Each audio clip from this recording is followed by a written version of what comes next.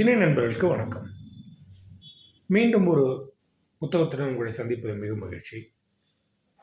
கொஞ்சம் சீரியஸான ஸ்டஃப் படிக்கும்போது நடுவில் கொஞ்சம் ரெஸ்ட் எடுத்துக்கலாமேன்னு சொல்லிட்டு படித்த ஒரு புத்தகம் தான் இந்த வாரம் நாம் பேச போகிற புத்தகம். புத்தகத்தோட பெயர் இன்ஸ்பெக்டர் இமனாஷி இன்வெஸ்டிகேட்ஸ். இது எழுதியவர் சைகோ மாட்சுமோட்டோ. சைகோ மாட்சுமோட்டோவுக்கு அறிமுகமே தேவையில்லை. இவரை பற்றி இவருடைய டோக்கியோ எக்ஸ்பிரஸை பற்றி நம்ம ஏற்கனவே பேசியிருக்கோம். Fantastic book. இந்த புக்கு அவருடைய மகனத்துடைய ஐ திங்க் கோயினூர் மாதிரின்னு சொல்லலாம். ஏன்னா இது சினிமாவாகவும் வந்திருக்கு. படிக்கும் பொழுதே சினிமாவுக்கு ஏற்ற மாதிரி ஒரு ஸ்க்ரீன் பிளே மாதிரி தான் எழுதியிருக்காரு. அது தற்செயலாக நடந்ததா இல்லை பர்பஸாக பண்ணாரான்னு தெரியல. But it's a fantastic crime novel. அதாவது பக்கத்துக்கு ஒரு விறுவிறுப்பு இருக்குமா அப்படின்னா அப்படிலாம் கிடையாது. கொஞ்சம் அமைதியாக ஆறாமற போகிற மாதிரி இருக்கும். கடைசியில் ஒரு ஒரு இப்போ சுஜாதாவுடைய இது மாதிரி கொஞ்சம் சயின்டிஃபிக்காக போய் முடிக்குது. ஸோ இது ஒரு எனக்கு இது நல்லா தான் தோணுச்சு. பட்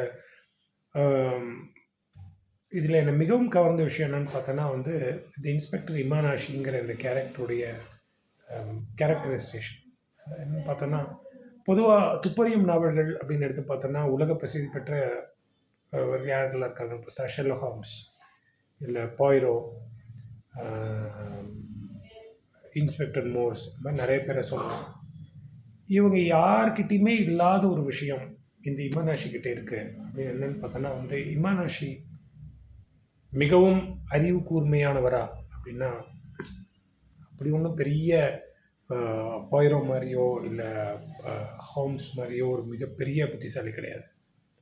சரி, இவர் ரொம்ப ஒரு டேஷிங் ஒரு பயங்கரமான ஆளுனா அதுவும் கிடையாது. ரொம்ப நார்மல் ஃபேமிலி பர்சன். இது முடிஞ்சதுன்னா இப்போ டியூட்டி முடிஞ்சோடனே வீட்டுக்கு போய் வீட்டில் ஒய்ஃப் கையால் சாப்பிட்ற மாதிரி ஒரு நார்மல் போலீஸ்மேன்.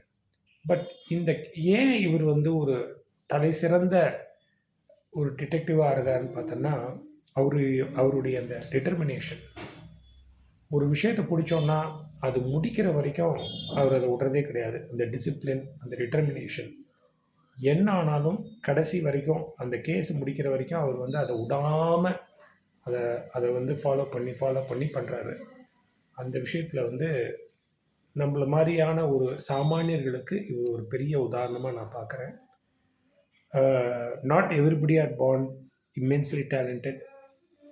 பர்சிஸ்டன்ஸ், அதை தவிர டிசிப்ளின், இது ரெண்டும் இருந்தால் மிகவும் கடினமான விஷயத்தை கூட சாதிக்கலாம்ங்கிறதுக்கு இந்த இன்ஸ்பெக்டர் இமானாஷி அப்படிங்கிற கேரக்டர் ஒரு மிகப்பெரிய உதாரணம். இந்த புத்தகத்தை படித்து பாருங்கள். நல்ல டைம் பாஸ். படித்து பாருங்கள். ஏற்கனவே படிச்சிருந்தா என்னோட பகிர்ந்துக்கோங்க. படிக்கலைன்னா கண்டிப்பாக எடுத்து படித்து பாருங்கள். You won't regret it. கூடிய விரைவில் வேறு ஒரு புத்தகத்தோடு உங்களை சந்திக்கிறேன். அது வரைக்கும் டேக் கேர். பை.